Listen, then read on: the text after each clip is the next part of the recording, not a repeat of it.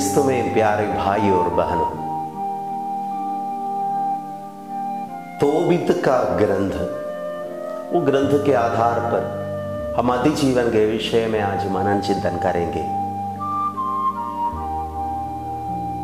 इधर एक बेटी के विवाह जीवन के विषय में लिखा हुआ है। उसका नाम है सारा। सारा का पापा का नाम है रघुवेल। ये बेटी के शादी में रुकावट हो रहे थे। उसका शादी 7 पुरुषों से हो चुके थे, लेकिन विवाह का पहले रात ये पुरुषों की हत्या होते थे, मर जाते थे। ये पुरुषों की मृत्यु होने के कारण ये सारा विवाह जीवन के ये बाधाओं के कारण दुखित थी। पुरुषों के साथ रहने के लिए उसको सौभाग्य नहीं मिल रहे थे। उसके विवाह जीवन में एक रुकावट। 7 बार शादी हो चुके थे, 7 पुरुषों की मृत्यु हो चुके थे और वो उसके विषय में गांव में अवभाग फैल रहे थे।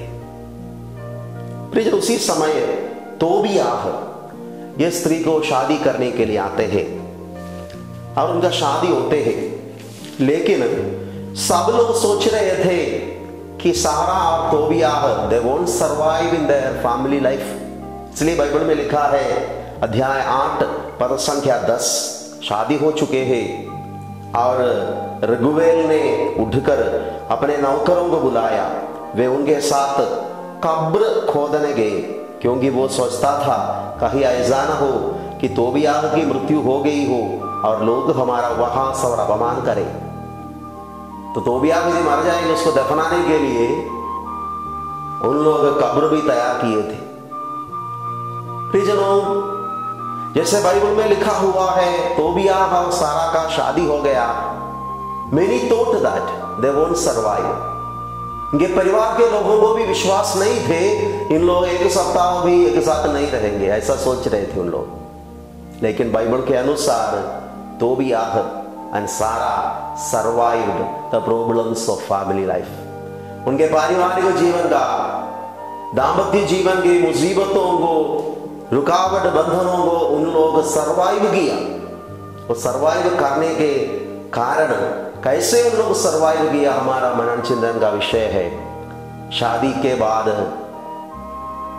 जैसे बाइबल में लिखा हुआ है, अध्याय 8 पद संख्या 4, माता पिता ने कमरे से बाहर आकर उसका दरवाजा बंद कर दिया।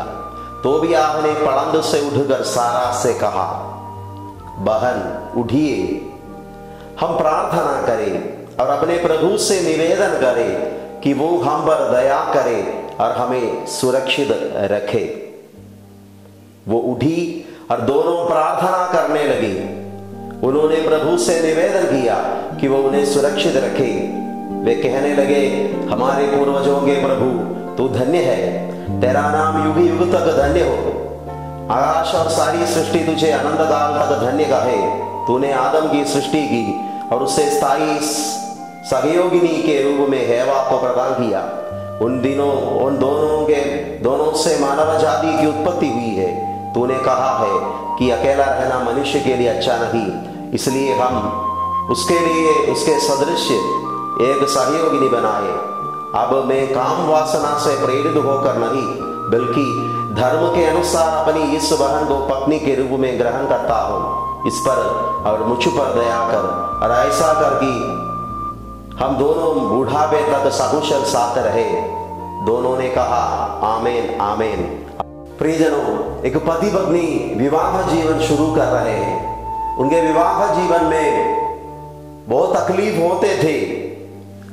प्रियजनों, एक पति पत्नी विवाह जीवन शुरू कर रहे हैं। उनके दाम्पत्य जीवन के फर्स्ट डे दे प्रेड। उन्होंने प्रार्थना किया, अपने दाम्पत्य जीवन को परमेश्वर के हाथों में समर्पित किया, ईश्वर के आशीर्वाद मांगने लगे। अपने जीवन में पहला स्थान प्रभु को दिया और ईश्वर के सहायता मांगकर उन लोग विवाह जीवन में प्रवेश करते हैं। बाइबल के अनुसार they survived in their family life, they survived in their marital life. हम आज जैसे वचनों पर मनन चिंतन करते हैं, ऐसे अनेक दंपति लोग हमारे बीच में है।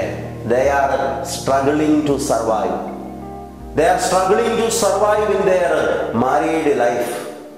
दाम्पत्य जीवन में सर्वाइवल के लिए उन लोग कष्ट झेल रहे हैं। प्रियजनों, ये कपल्स, ये दंपति लोग हमारे सामने एक उदाहरण दे रहे हैं। Start your life holding the hand of the lord. ईश्वर के हाथ पकड़कर विवाह जीवन में प्रवेश करना है। जीवन को प्रभु के चरणों पर समर्पित करना है। ईश्वर के आशीर्वाद और कृपा, ग्रेस मांगते हुए विवाह जीवन में प्रवेश करना है। You will survive. हम लोग सर्वाइव करेंगे, अधिजीवन का कृपा हमें मिल जाएगा।